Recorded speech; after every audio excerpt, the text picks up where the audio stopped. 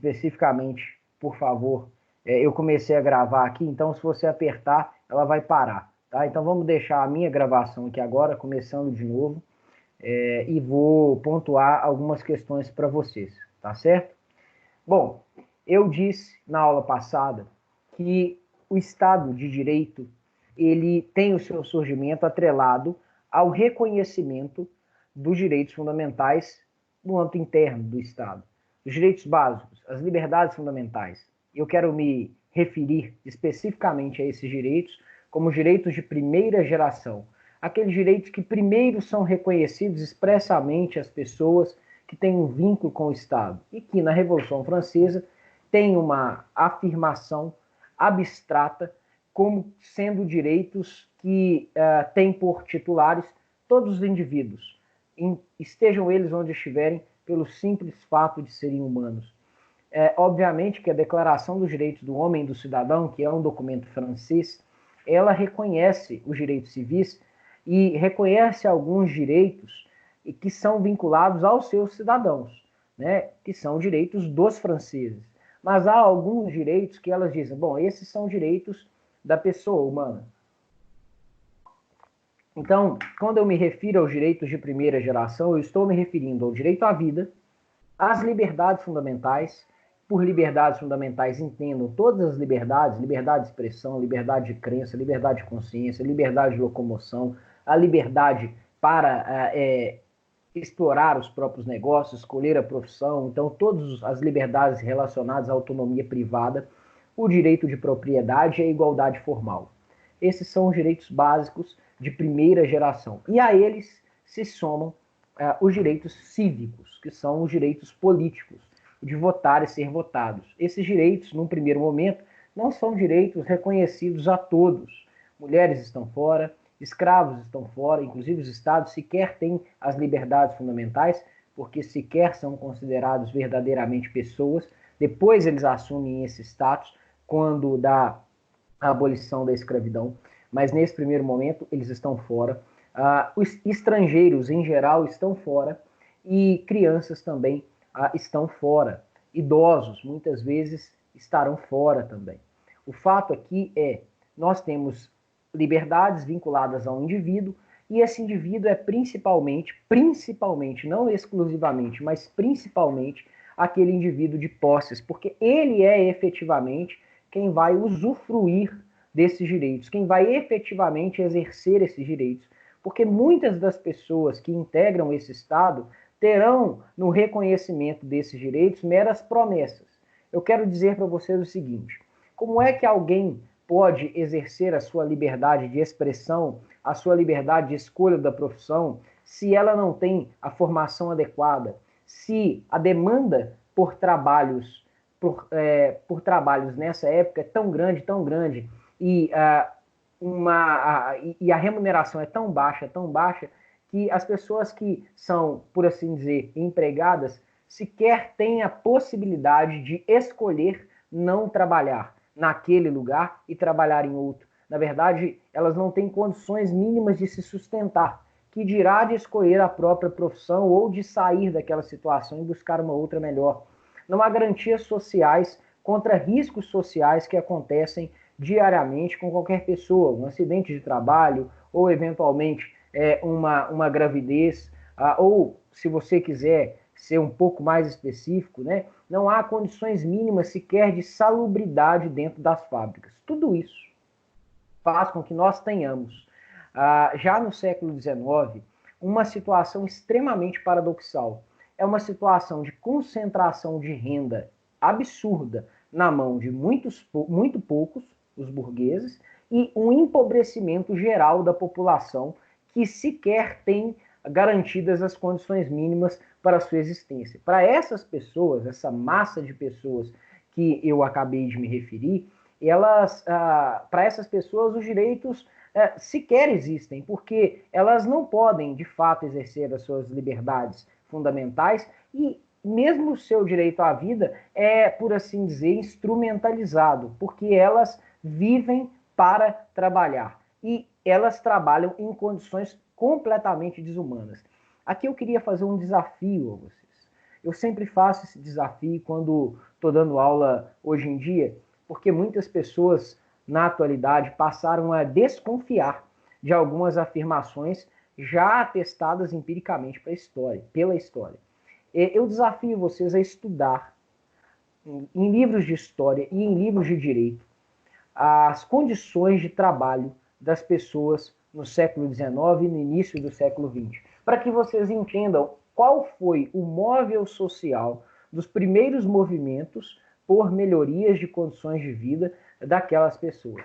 É óbvio que nós tivemos inúmeras teorias surgindo que tentavam construir bases que fundamentassem a luta pelo reconhecimento de direitos básicos também para essas pessoas. Direitos que garantissem a essas pessoas não só a igualdade formal, que era a igualdade perante a lei, que de fato elas não usufruíam. Era aquela coisa assim, para te dar um exemplo, é como se eu virasse para vocês e dissesse assim, veja, Bernardo e Patrícia Abravanel, que é filho do Silvio Santos, são iguais perante a lei. Eles têm as mesmas condições, eles partem do mesmo ponto de partida. E então, se a Patrícia Abravanel for bem-sucedida dos negócios, se ela efetivamente alcançar sucesso e Bernardo não alcançar, isso é apenas uma questão de mérito. Não cabe ao Estado intervir nessa situação, nessa relação, porque, afinal de contas, o Estado tem apenas e tão somente que garantir a segurança das pessoas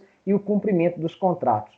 Nada mais do que isso. Assegurar a propriedade, assegurar o cumprimento dos contratos e a segurança das pessoas. O resto, cada um vai buscar a sua própria felicidade. Olha, no século XIX, já no século XIX, nós vamos ter uma massa de pessoas que vai enxergar nisso algo extremamente cruel. Por quê? Porque serão claramente pessoas que vão ter uma cidadania de segunda categoria, não vão ter acesso a um sistema de saúde, não têm acesso a condições de trabalho mínimas, não têm acesso à limitação de jornada de trabalho, não têm acesso a um ambiente salubre e qualificado, né, um ambiente minimamente salubre para trabalhar, não tem acesso à alimentação adequada, tem muitas das vezes, né, as suas crianças trabalhando exatamente para conseguir ter a subsistência, não há uma proibição do trabalho infantil nessa época, uma taxa de mortalidade extremamente alta, sofrem com doenças as mais diversas, tudo isso somado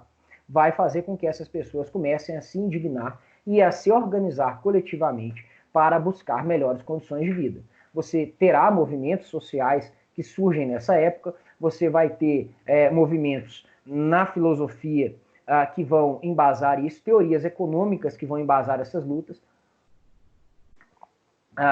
Eu poderia citar alguns, o Manifesto Comunista é um deles, mas não apenas esse, e nós vamos ter, a partir daí, diversas manifestações populares por melhorias de condições de vida. Nós vamos ter situações de lockout, está muito em moda aí, né? As pessoas literalmente parando de trabalhar, nós vamos ter movimentos de quebradeira de fábricas, nós vamos ter pessoas indignadas buscando melhorias de condição de vida, e já no início do século XX, no início então do século passado, nós teremos como uma resposta a essas lutas, né, por direitos, uma série de constituições que vão começar a reconhecer gradativamente os direitos dessas pessoas. A primeira Constituição Social é a Constituição Mexicana, a segunda Constituição Social é a Constituição Alemã de Weimar, de 1900, e a Constituição Mexicana de 17, a Constituição de Weimar de 19. Então, o que me importa aqui agora é que vocês entendam o porquê desses direitos, o que era, afinal de contas, essa mudança de paradigmas. Mas para chegar a isso eu tenho que explicar mais algumas coisas. Entenda, no final do século XIX e início do século XX, nós teremos um acirramento da relação entre os estados e uma tensão mundial muito grande por conta de um acúmulo e uma busca por, vamos dizer assim, mercados para, em alguma medida, receber a produção que os estados europeus alcançaram a partir da Revolução Industrial. E existem dois estados, né, que foram estados que surgiram mais tarde, que serão a Alemanha e a Inglaterra, que terão um prejuízo em relação a outros estados que já tinham, por assim dizer, suas colônias e isso vai gerar um movimento de investida na África e uma corrida mesmo por novos mercados. Isso vai acirrar os ânimos na Europa e isso vai culminar na Primeira Guerra Mundial. A tensão no plano internacional chega a tamanha dimensão que nós temos a Primeira Guerra Mundial. E com o fim da Primeira Guerra Mundial, nós temos uma Europa completamente destruída e uma nova, vamos dizer assim, um novo desenho que permite que nós entendamos por que novos direitos estão agora em condições de surgir. Veja, quando acaba a Primeira Guerra Mundial, não dá mais para virar e falar assim, olha, cada um vai buscar a sua própria felicidade, ao Estado cabe se abster e o mérito é daqueles que conseguirem alcançar os melhores resultados. Não dá, porque está todo mundo literalmente empobrecido, sem condições, a Europa está destruída, as indústrias estão destruídas, está tudo sucateado. Como é que eles fazem? Não tem jeito. É necessário que a sociedade como um todo preste a essas pessoas uma assistência para que elas possam ter mínimas condições de vida. E isso faz com que aqueles movimentos do final do século XIX e início do século XX ganhem corpo e comecem a gerar as primeiras normas reconhecendo, por exemplo, direitos trabalhistas e direitos previdenciários. Depois, você vai ter uma ampliação desses direitos para reconhecimento do direito à educação, o direito à saúde e outros direitos sociais. Entendam, para que servem os direitos sociais? Os direitos sociais eles servem para criar condições materiais de igualdade, ou seja, para que igualdade não seja só uma igualdade formal, e sim uma igualdade material, ou seja, que você tenha condições mínimas de pontos de partida, que você tenha uma igualdade de fato, e não só uma igualdade meramente abstrata na lei. Para isso, para que essa igualdade seja alcançada, as pessoas têm que ter reconhecidos o mínimo de direito nas suas relações trabalhistas, ou seja, exemplo, salário mínimo, limite de jornada, férias, proibição de trabalho em condições insalubres, por exemplo, licença maternidade, licença paternidade, entre outros direitos. As pessoas têm que ser preservadas contra riscos sociais, por exemplo, envelhecimento, aí vem a previdência, os riscos sociais decorrentes, por exemplo, de acidente, vários auxílios que nascem no campo do direito previdenciário, auxílio acidente, auxílio doença, aposentadoria por invalidez, tudo isso vai sendo construído nessa época, primeiro no campo legal e depois nessas constituições que eu afirmei. A Constituição Mexicana de 17 e a Constituição de Weimar de 19. Para, num terceiro momento, se espraiar, ou seja, se ampliar para os mais diversos estados, principalmente depois da Segunda Guerra Mundial, que eu vou mencionar daqui a pouquinho. Bom, então esses direitos, os direitos trabalhistas, os direitos previdenciários, o direito à saúde, o direito à educação, o direito à moradia, são direitos que criam condições básicas para que as pessoas possam ter condições materiais de igualdade. Vão dizer os autores, olha, não adianta dizer que as pessoas são livres e iguais se eu tenho uma pessoa cheia de dinheiro, que tem todas as oportunidades da vida, que estudou nas melhores escolas, que tem acesso aos melhores hospitais, e eu tenho uma pessoa que sequer tem condição de moradia mínima. Ela vive na rua, ela não tem acesso à educação, muitas vezes ela mora na fábrica, aquelas que não moram na rua, ela trabalha 16 horas por dia, ela não tem acesso à alimentação adequada. Como é que eu posso dizer que essas pessoas são iguais perante a lei? Iguais aonde? Iguais só na forma, no conteúdo elas não são. Elas não têm sequer condições mínimas de pontos de partidas equânime. Então, o movimento por reconhecimento dos direitos sociais perpassa por isso. E nós temos uma bifurcação aqui, porque há aquele movimento em prol dos direitos sociais que vai seguir por uma linha mais radical e revolucionária, que é uma linha de ruptura com o sistema capitalista. Aí nós estamos falando do socialismo real, que vai se manifestar principalmente, né, na Revolução Russa e depois, né, vai se expandir ali pelo leste europeu. E nós temos outra linha, que é a linha do Estado Social de Direito, que é, por assim dizer, uma resposta do capitalismo para o avanço, né, e para aquele tanto de demanda social que vai surgir, principalmente nesse período que eu estou afirmando para vocês, uma tentativa de resposta contra aquilo que o Estado liberal não estava conseguindo oferecer, oportunidades mínimas para todos. O Estado social de direito, ele não se confunde com o Estado socialista, porque o Estado social de direito ele não rompe com o sistema econômico da economia de mercado. Pelo contrário, há uma revisão em relação a pressupostos do Estado liberal de direito com um acréscimo de direitos sociais, além dos direitos de liberdade. Já no Estado socialista, você vai ter a supressão dos direitos de liberdade, porque a argumentação vai ser, bom, primeiro eu tenho que garantir a igualdade, depois, se for o caso, nós garantimos as liberdades. Obviamente que hoje, se vocês estudarem a fundo, mesmo os novos socialistas, nem eles vão defender essa ruptura, né, e essa vamos dizer assim, essa ideia de uma ditadura do proletariado, como foi defendido lá atrás.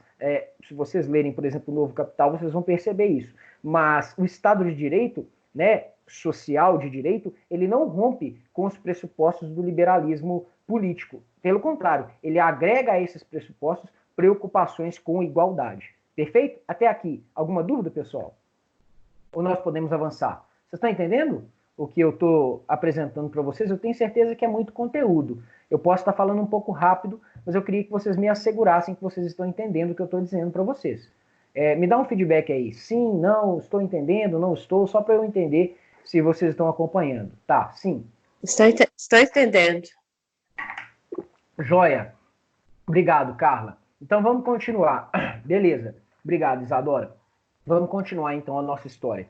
É claro, né, que eu estou falando aqui do início do século XX, mas a crise do Estado liberal ela vai se operar principalmente com a crise de 29, que é a quebra da Bolsa de Valores de Nova York e as consequências sistêmicas que essa quebra vai causar, não só no mercado norte-americano, mas no mercado de várias localidades, por conta dos Estados Unidos, já no final da Primeira Guerra, terem se transformado em uma das principais potências mundiais, e por conta de lá, já nesse período, você ter uma economia que, em certa medida, já começa a ter sinais de globalização e, consequentemente, uma crise que afeta os Estados Unidos, afeta outros lugares. Um exemplo muito grande disso, né, se vocês estudarem, no Brasil, porque quando a crise de 29, nós vamos ter uma crise da economia brasileira, porque parte daquelas mercadorias que nós vendíamos, parte do nosso café que era exportado, deixa de ser exportado,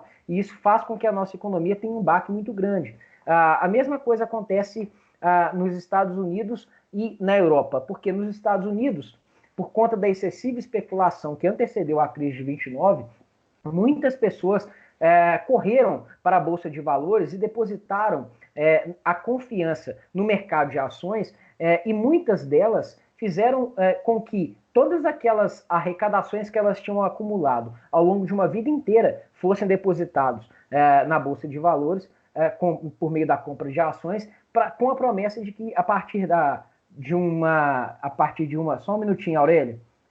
Se você cair, você volta, tá bom? É porque você entrou com a câmera, senão a gente filma você. Volta aí depois. Então, veja, com o aumento excessivo da especulação, as pessoas correram para o mercado de valores e quando a bolsa quebra, e você tem quebras em sucessivos dias e quebras que se alongam, né, com uma promessa de que o mercado se recuperaria sozinho, sem uma ação estatal que pudesse, de certa forma, incentivar e restabelecer a confiança no mercado e recuperar a capacidade de consumo das pessoas, isso acabou por gerar nos Estados Unidos uma crise social muito grande. Aumentou o desemprego, aumentou a pobreza, pessoas que não tinham nenhum tipo de seguro em relação a esse tipo de situação, e eu me refiro a seguros sociais mesmo, começam a sofrer com esse impacto, e a gente está passando por uma fase na Europa que é uma fase do período entre guerras, que é uma fase de reestruturação, mas também uma fase de reafirmação em alguns estados. Então veja, qual o contexto? No final do século XIX, nós já temos um mal-estar em relação ao Estado liberal de direito. No início do século XX, esse mal-estar chega ao seu ápice com a Primeira Guerra Mundial e com a crise de 29. Crise de 29 que prova empiricamente que as premissas de Adam Smith, né, na Riqueza das Nações, não se confirmavam em termos empíricos. Ou seja, o mercado não se autorregulava, não havia a mão invisível que equilibraria, né, oferta e procura todas as vezes que esse tipo de relação tivesse um nível de, vamos falar assim, descontrole. E mais do que isso, não havia, a partir da lógica de Adam Smith, uma forma de controlar a excessiva especulação que levou à queda da Bolsa de Nova York e à queda de diversas bolsas e ao empobrecimento de diversas pessoas de um dia para a noite, pessoas que perderam tudo de um dia para a noite, economias inteiras, só para vocês terem uma noção do que é isso. Pensem, por exemplo, no que aconteceu recentemente com as quedas das bolsas econômicas mundiais por conta do coronavírus. Tá? A Bolsa de Nova York, em 29, quando ela quebra, o impacto é exatamente esse, só que no campo da economia. Pois bem, com esta ruptura, com essa quebra e com a insatisfação social aumentando na Europa, principalmente nos países derrotados na Primeira Guerra, você vai ter um contramovimento, que é um movimento curioso, que em alguma medida a gente percebe no atual momento. Veja, você tinha, depois da Primeira Guerra Mundial, começado a construir bases mínimas para que aquela promessa de igualdade formal que estava já reconhecida em diversas cartas, em algumas constituições, se transformasse em uma igualdade de fato, tanto no sistema capitalista quanto no sistema socialista. Claro que no sistema socialista, a partir de um modelo totalmente diferente de economia. Enquanto que no Estado Social de Direito, você ainda tinha uma aposta no sistema de economia capitalista, mas com bases renovadas. Agora, o Estado não era só um Estado que tinha que se abster de agir, o Estado tinha obrigações para com os seus cidadãos. Ele tinha obrigações de ação, ele tinha que criar condições para que as pessoas pudessem usufruir de alguns direitos. Por exemplo, não basta eu afirmar que você é titular do direito à saúde. Eu tenho que construir hospitais, eu tenho que contratar médicos, eu tenho que incorporar medicamentos, eu tenho que desenvolver tecnologias. Não basta afirmar que você tem direito à educação. Eu tenho que construir escolas, equipar professores, comprar livros, estabelecer locais onde as pessoas possam estudar, criar tecnologias que ampliem a capacidade, né, de disseminação do ensino. Não basta que eu diga que você tem direitos trabalhistas, eu tenho que reconhecer esses direitos e criar mecanismos de fiscalização para ver se essas pessoas de fato estão respeitando os direitos que elas reconhecem, se os salários estão sendo pagos. E curiosamente, esse é um problema presente ainda hoje. Não basta que eu reconheça direitos previdenciários, eu tenho que criar fundos de arrecadação para garantir àquele que não tem mais capacidade de trabalhar um salário, vamos dizer assim, um salário pela sua aposentadoria, né, que nós chamamos de benefício previdenciário de aposentadoria. Então, são direitos que demandam de custos e direitos que demandam ações. O Estado não deve mais ser aquele Estado que se abstém de agir, porque agora, se antes, quando o Estado agia, ele violava direitos, lembra do Estado absolutista? Quando ele agia, ele violava direitos. Agora, o Estado omisso também viola direitos, porque além dos direitos civis e políticos, os direitos de primeira geração, eu tenho o surgimento de direitos de segunda geração, que são os direitos sociais, econômicos e culturais. Veja, com a crise de 29, entra em crise aquela teoria econômica do Adam Smith e surge uma nova teoria, que é a teoria keynesiana, que se desenvolve principalmente por conta vamos falar assim, da incapacidade do sistema capitalista responder às indagações que haviam sido feitas quando da crise de 29, mas com a pretensão de salvar o sistema capitalista, não de romper com o sistema capitalista, porque você tinha, com o socialismo real, uma ruptura com a economia de mercado. A ideia do keynesianismo, Keynes é um lord inglês, um economista inglês, é exatamente desenvolver uma base para que o capitalismo passe pelas suas crises, que são cíclicas, já comprovadamente cíclicas, mas que essas crises não sejam tão profundas quanto seriam sem nenhum tipo de regulação estatal, sem nenhum tipo de intervenção. Então você tem direitos que são reconhecidos no campo social e também direitos econômicos, ou seja, direitos que estão atrelados à livre concorrência, à proibição de trustes, que são exatamente a junção de determinadas empresas para aumentar o lucro e que, no caso da crise de 29, acabaram que por alavancar o sistema de crash quando a bolsa começou a quebrar. Inclusive, sobre isso, pessoal, um parêntese. eu li um livro muito bom. Eu vou pegar ele aqui só para mostrar para vocês, tá? Só um momentinho.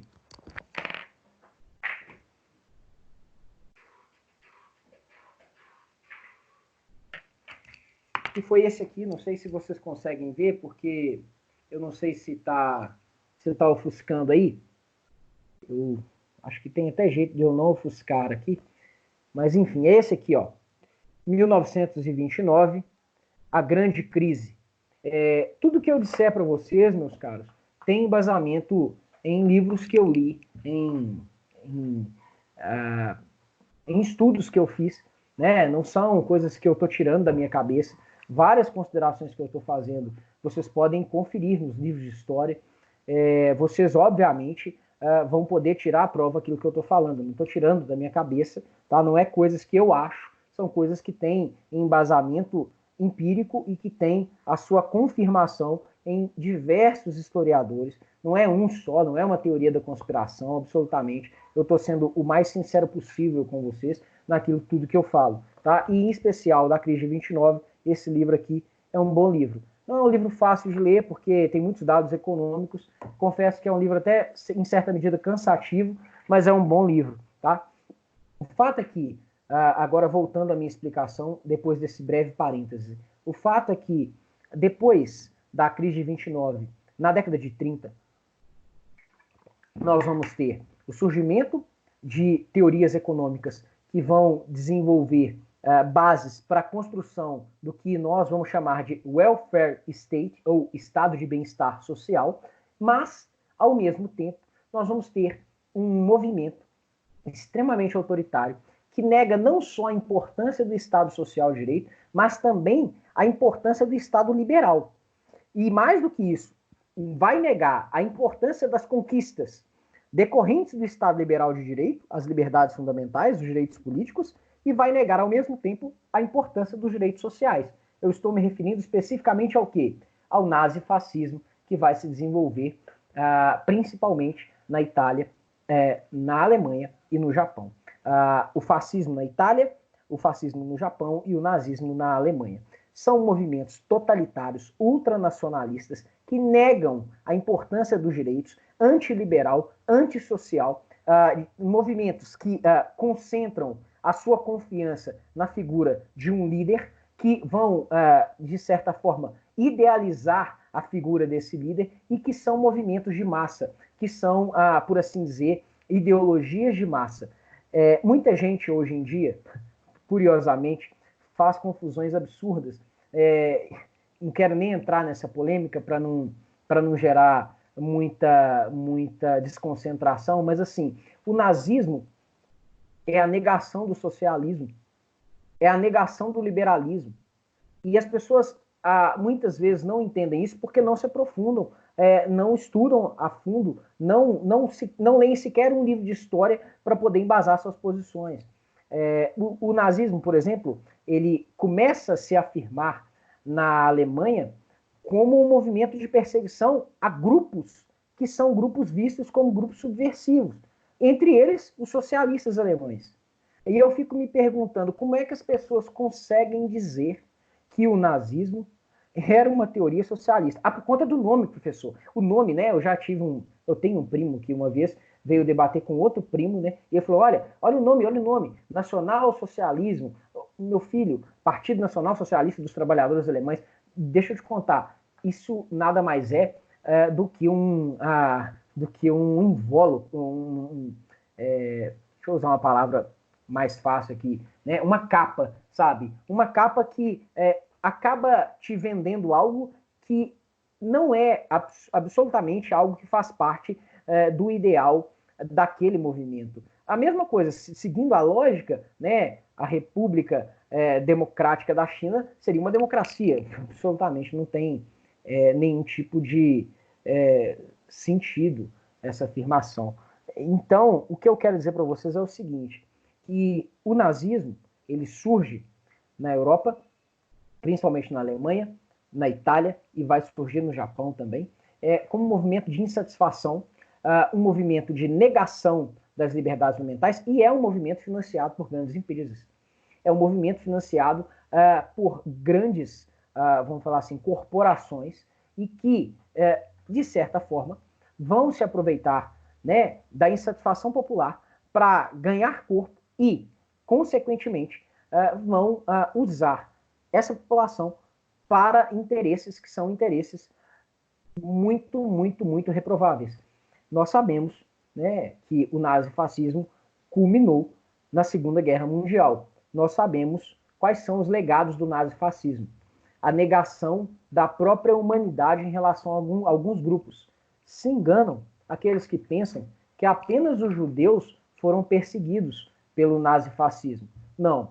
Judeus, deficientes, estrangeiros, ciganos, socialistas e uma série de pessoas que, por assim dizer, eram vistas como inimigos da nação, inimigos de uma ideia que era uma ideia completamente voltada para a unificação do pensamento e de toda a concepção, né, ultranacionalista que é propugnada pelo movimento nazifascista. Inclusive, um movimento, como eu disse para vocês, que se desenvolve a partir de um populismo de extrema-direita extremamente perigoso e que nós começamos, em alguma medida, né, a recuperar recentemente, que é de culto ao líder. Sabe, aquela coisa do Heil Hitler? Né? Isso aí ele incorporou da Itália, por exemplo, do Ave César, que era um movimento de culto ao líder. E assim, as pessoas não entendem, né, o quão perigoso é isso. Uma das áreas que mais se desenvolve nessa época é a área do marketing e da propaganda. Não sei se vocês sabem, mas na Alemanha, por exemplo, havia um ideal, né, que era o ideal de que os alemães seriam, por assim dizer, uma raça superior, né, a raça ariana.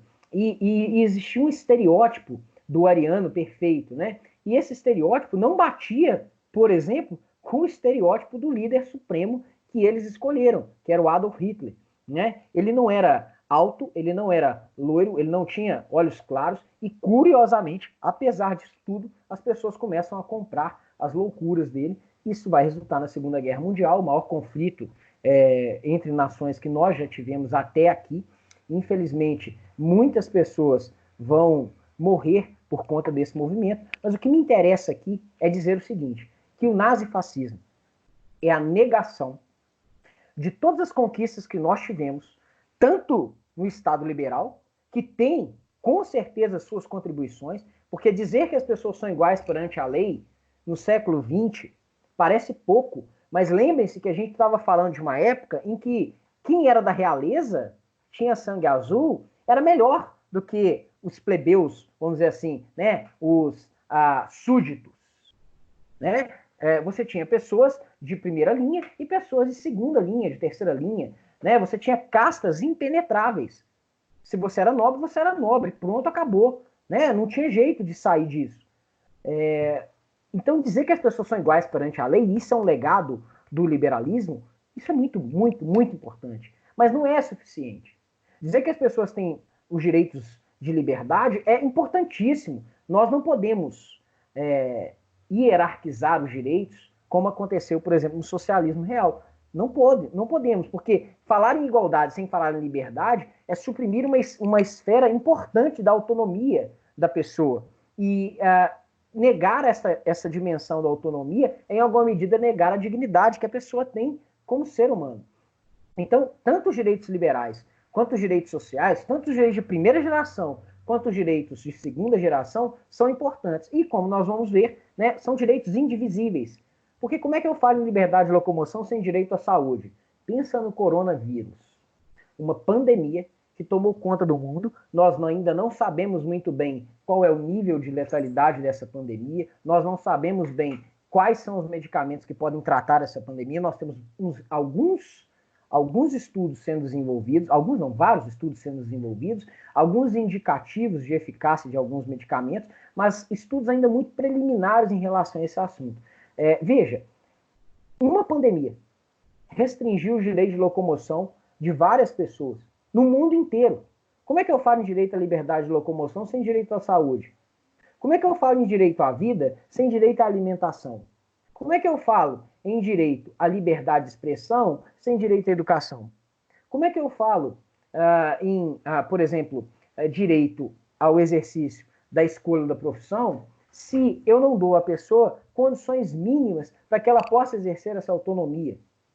Se eu não asseguro essa pessoa, por exemplo, contra riscos sociais muito grandes, contra, por exemplo, a possibilidade de que alguém que tenha concentração do poder econômico faça com que o negócio dessa pessoa que começou agora vá à bancarrota para que depois ela possa lucrar. Isso é muito comum.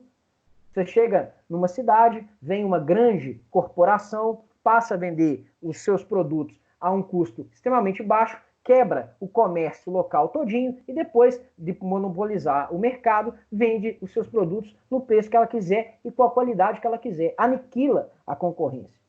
Então, os direitos são interconexos, eles são interdependentes. Essa é a característica da indivisibilidade dos direitos. Lembra que a gente estudou isso em direitos humanos? Isso se aplica aqui também, porque, afinal de contas, os direitos fundamentais e os direitos humanos são os mesmos direitos.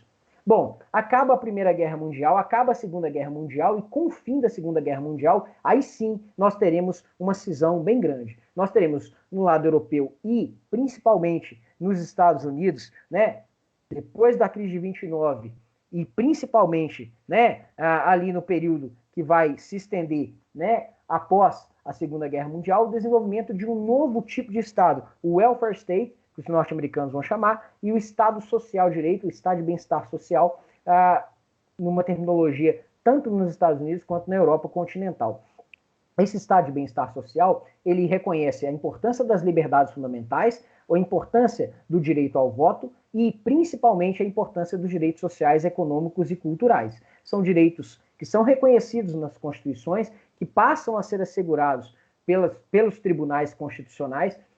Uma ideia que vai se consolidar é a ideia de que você tem que ter um tribunal que seja um tribunal que assegure a supremacia das constituições. Elas ganham um caráter normativo mais forte, mas há ainda nesse momento um direito que é reconhecido principalmente no âmbito estatal. Vejam, nós já temos aqui, numa evolução histórica, direitos de primeira e direitos de segunda dimensão. Os direitos de primeira dimensão sendo reconhecidos como direitos que asseguram o valor da liberdade. E os direitos de segunda dimensão, direitos que asseguram o valor da igualdade. Bom, aqui eu preciso fazer um parênteses. Entenda, nós tivemos uma Constituição, que foi a Constituição Alemã de Weimar, de 1919, que era uma Constituição social. Nós tivemos a Constituição Mexicana, mas eu disse para vocês que na Alemanha, por exemplo, com o nazifascismo, você teve a negação do Estado Social de Direito. Olha que coisa curiosa. Durante todo o movimento nazifascista, a Constituição de Weimar se manteve. Só que o que estava na Constituição de Weimar não era respeitado. Havia um artigo na Constituição de Weimar que permitiu que nós tivéssemos uma exacerbação dos poderes do chefe do executivo, o Hitler, e esses poderes exacerbados acabaram que por criar uma série de leis, uma série de normas que suplantaram o próprio ideal da Constituição de Weimar. Então percebam, consolidar o Estado Social de Direito não é uma questão que se faça apenas com reconhecimento de leis. Nos Estados Unidos, fazendo uma interface, nos Estados Unidos, depois da crise de 29 e com a presidência do Franklin Delano Roosevelt, eles vão desenvolver um novo pacto que eles chamam de New Deal. Muita gente fala dos Estados Unidos como se os Estados Unidos fossem só uma nação extremamente liberal. Tal. Estudem o New Deal. Eu desafio vocês a estudarem o New Deal. O New Deal foi o que recuperou a economia norte-americana, foi o que recuperou o senso de comunidade nos Estados Unidos, foi o que garantiu aos trabalhadores norte-americanos condições mínimas para que eles pudessem efetivamente ter uma condição de vida minimamente decente. Foi o que desenvolveu, o que se estabeleceu, o que, vamos dizer assim, o que consolidou nos Estados Unidos a ideia do welfare state. Claro, passado o período de crise, depois da Segunda Guerra Mundial, principalmente no final da década de 70, você vai ter uma retomada do pressuposto liberal, que é uma retomada daquela ideia, agora com o invólucro, essa é a palavra que eu estava buscando no princípio, o invólucro de neoliberalismo, que vai tentar romper com tudo isso e voltar a um liberalismo quase que primitivo do século XIX. A gente vai estudar isso ainda. Mas o que me interessa dizer é que na Europa continental, principalmente depois da Segunda Guerra Mundial, você vai ter o desenvolvimento do Estado Social de Direito nas mais diversas nações, nos mais diversos Estados nacionais. Curiosamente, se a gente analisar a América Latina, nós estamos vivendo uma época de Guerra Fria, né, entre os Estados Unidos e a União Soviética, depois da Segunda Guerra Mundial. Nós estamos vivendo uma época de extrema instrumentalização do discurso e, curiosamente, nós vamos viver aqui no Brasil uma fase que é uma fase curiosa. Nós teremos, por exemplo, uma Constituição, que é a Constituição de 34, que tem uma face social extremamente relevante, mas que vai vigorar por apenas 3 anos, vai vir o golpe de Getúlio, a Constituição de 37 é uma Constituição extremamente autoritária, ela recebe inclusive o nome de polaca, justamente por conta disso, porque ela é inspirada na Constituição autoritária, né, e fascista da Polônia.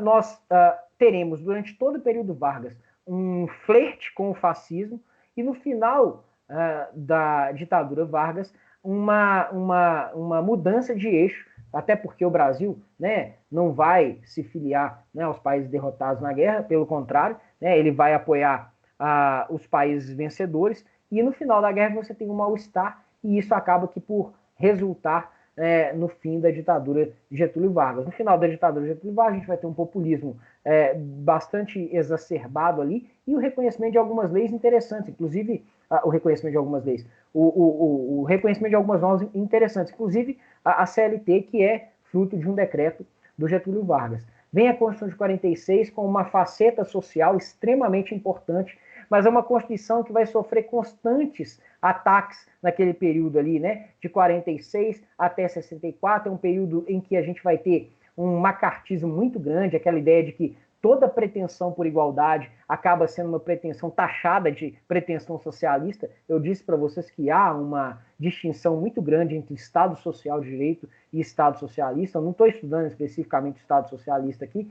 Acho que, se vocês quiserem se aprofundar nisso, um bom nome é o José Luiz Quadros, que foi coordenador do curso de Direito. Ele tem uma série de videoaulas no YouTube sobre teoria do Estado, e ele vai explicar a fundo, né, o Estado liberal de direito, o Estado social, o Estado socialista, as diferenças que há entre eles. Mas, enfim, eu não quero me aprofundar muito nisso. Eu quero me concentrar principalmente no Estado social de direito, e depois vou falar um pouquinho do Estado socialista, naquilo que interessa. E eu quero dizer para vocês o seguinte, que, bom, sem me perder muito, né, até me divaguei um pouco, me perdi aqui. Quero dizer para vocês que os direitos, nessa época no Brasil, estão previstos na Constituição, mas não são efetivos. No final da década de 50, início da década de 60, começam a surgir movimentos por melhorias de condições de vida, os sindicatos ficam mais fortes, as pessoas começam a efetivamente ter uma maior consciência da sua capacidade vamos falar assim, deliberar coletivamente, mas a gente vai ter uma ruptura com o golpe de 64, que vai instituir no Brasil uma ditadura, que é a ditadura civil-militar, e que vai durar de 64 até 85, quando a gente tem um processo de reabertura a partir, sobretudo, né, da derrota no movimento de direta já, mas na luta por uma nova Constituição, que é a Constituição de 38. A Constituição de 38, portanto, é uma Constituição que retoma um projeto de Estado social que se desenvolveu grandemente na Europa, que se desenvolveu principalmente ali nos Estados Unidos, né, da década de 30 até a década de 70, mas no Brasil, essa Constituição de 88 vai tentar retomar um projeto que foi interrompido em 46. Só que retomar esse projeto sem recorrer nos riscos de um exacerbado assistencialismo, que foi uma das críticas liberais que pesaram sobre o Estado Social de Direito. Então, veja, o Estado Social de Direito no Brasil, muitos dirão, ele será retomado na Constituição de 88. Alguns dirão até mais, dirão o seguinte, não, a Constituição de 88 ela não estabelece um Estado Social de Direito, ela estabelece um Estado democrático de direito. Isso é mais do que Estado Social, porque você garante as liberdades fundamentais, você garante além das liberdades fundamentais, direitos sociais, econômicos e culturais, e você cria condições de participação para que as pessoas possam se emancipar. Elas não são só assistencializadas, elas não são só meros beneficiários de um assistencialismo estatal. É mais do que isso. Elas são copartícipes das construções das políticas públicas que vão assisti-las e que vão gerar condições de emancipação. Bom, dei um salto enorme aqui. Eu falei de quase tudo que me interessava em relação ao Estado de Direito, porque eu estou falando de direitos fundamentais. Vocês viram que eu não falei da internacionalização dos direitos humanos, porque isso não é agora o meu foco. Eu estou me preocupando com os direitos reconhecidos no plano estatal. Mas vocês sabem, vocês foram meus alunos de direitos humanos, sabem que a partir do final da Segunda Guerra Mundial, nós vamos ter também um movimento de internacionalização dos direitos, um movimento de construção de bases para a proteção dos direitos para além do domínio estatal. Bom, eu não vou falar disso agora. O que me interessa é falar que, além dos direitos de segunda geração, principalmente na década de 70 em diante, nós vamos ter a construção de uma nova geração de direitos que são, por assim chamados, direitos de solidariedade e que muitos vão considerar como direitos de terceira geração, que são os direitos coletivos. Os direitos coletivos, meus caros, são direitos que não são direitos de titularidade do indivíduo. São direitos que pertencem a grupos e cuja titularidade está vinculada ao pertencimento a esse grupo. Vamos pensar aqui nos direitos das crianças, nos direitos dos idosos, nos direitos das minorias. Vamos pensar em direitos difusos, que não são direitos de grupo só, mas direitos que pertencem a toda e qualquer pessoa. Olha para você ver, o direito ao meio ambiente ecologicamente equilibrado. Esse é um direito que não é só meu, não é só da Júlia, não é só da Isadora, não é só da Carla, não é só do Aurélio, não é só da Eduarda, é de todos nós ao mesmo tempo. Então, esses direitos coletivos, em sentido amplo, são os direitos que nós chamamos de direitos de solidariedade, direitos de terceira geração ou terceira dimensão. Aqui eu já faço uma ressalva. Há autores que não trabalham com essa ideia de geração ou com essa ideia de geração porque acham o seguinte: a ideia de geração dá a entender que a primeira geração é sucedida pela segunda, que a segunda é sucedida pela terceira. E quando vem a nova geração, a geração que passou fica para trás. Nada disso. Uma geração de direitos é agregada pela segunda, que é agregada pela terceira. Você tem uma ampliação da quantidade dos direitos, vamos falar assim, dos âmbitos de proteção, agora com direitos novos e renovados e com releituras de direitos. Você tem, além das liberdades fundamentais, os direitos cívicos, que são os direitos de primeira geração, direitos sociais, econômicos e culturais, que são os direitos de segunda geração, e você tem também os direitos coletivos, que são os direitos de solidariedade, que são os direitos de terceira geração. Tá certo? Perfeito até aqui? Muita informação, né, pessoal? Não é, pessoal? Muita informação. Até aqui tem alguma dúvida? Tem mais algumas coisas para falar para vocês para encerrar a aula de hoje. Tem mais alguma dúvida? Tem alguma dúvida, aliás, em relação a tudo que eu falei? Por favor, escrevam aí sim, não. Não tem dúvida. Bom, eu quero terminar explicando algumas questões em relação ao Estado socialista. Quero diferenciá-lo do Estado social de direito.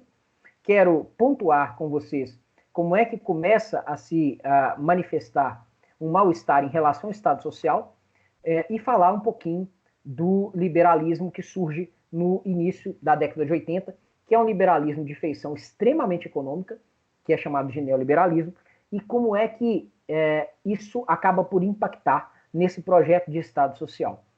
Parece muita coisa, mas eu consigo explicar isso em 5 minutos, eu acho.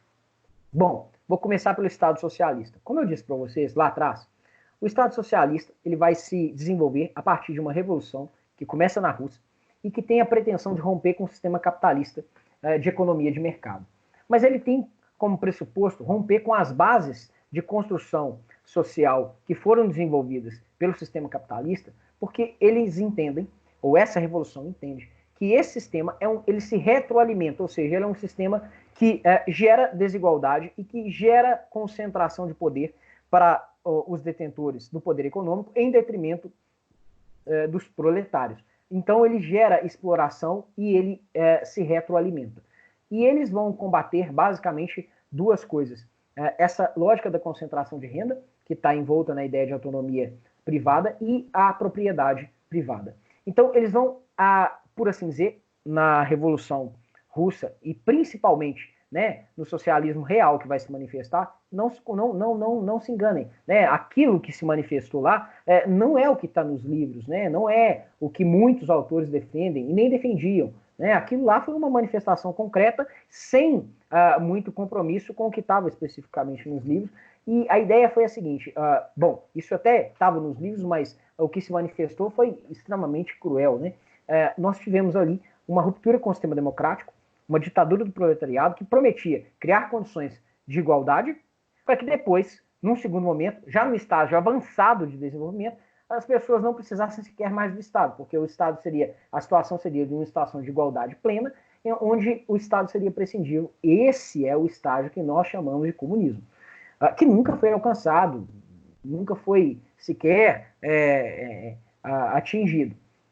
Então, o socialismo real, ele concentrou os poderes no Estado, o Estado passou a ser detentor de todos os meios de produção e ele tinha a obrigação de assegurar os direitos para todas as pessoas, os direitos de igualdade, porque havia uma instrumentalização. Primeiro eu asseguro a igualdade, depois eu falo nas liberdades. As liberdades, como elas foram desenvolvidas nas revoluções liberais, elas eram liberdades abstratas, então eu não tinha aqui condições de assegurá-las. Eu garantiria essas liberdades já no segundo estágio, no estágio do comunismo. Nós sabemos bem que isso resultou em muitas e muitas perseguições, nós sabemos que houve supressão da autonomia privada, nós sabemos que houve agressões, por exemplo, à liberdade de crença, nós sabemos que houve problemas, mas, obviamente, nós não podemos desconsiderar também os avanços sociais que o Estado socialista trouxe, principalmente por conta da construção de condições para que as pessoas pudessem participar das construções ali, né, das decisões em torno da produção e como é que isso acabou por fortalecer os movimentos de grupo. Essa é uma faceta. A outra faceta é a faceta que eu mencionei anteriormente, do Estado Social de Direito, ou seja, um Estado social com o capitalismo, com a economia de mercado, uma revisão do Estado Liberal de Direito.